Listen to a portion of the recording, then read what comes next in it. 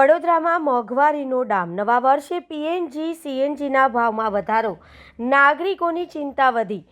નવા વર્ષે 2026ની શરૂઆત સાથે જ વડોદરા શહેરીજનો પર મોંઘવારીનો વધુ એક આઘાત પડ્યો છે।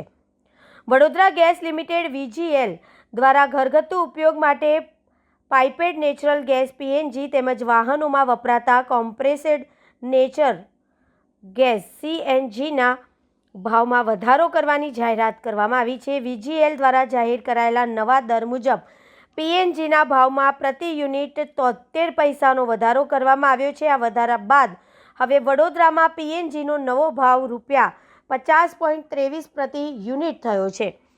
આ ભાવ વધારો સીધો મધ્ય વર્ગ અને ગૃહિણીઓના ઘર ખર્ચ પર અસર કરે તેવી શક્યતા છે।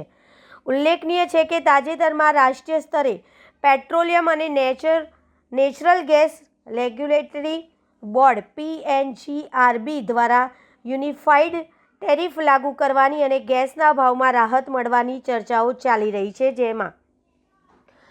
તેવા સમયે વડોદરા જેવા શહેરમાં સ્થાનિક સ્તરે પીએનજીના ભાવમાં વધારો થતાં ગ્રાહકોમાં નારાજગી અને અસંતોષ જોવા મળી રહ્યો છે।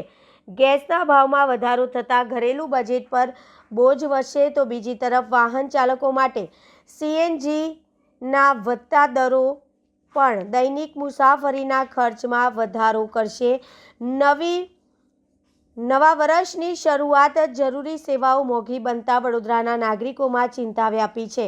હવે જોવાનું એ રહ્યું કે આગામી દિવસોમાં વીજીએલ દ્વારા ભાવોમાં કોઈ રાહત આપવામાં આવે છે કે નહીં, અથવા મોંઘવારીનો આ બોજ શહેરીજનો સહન કરવો પડશે।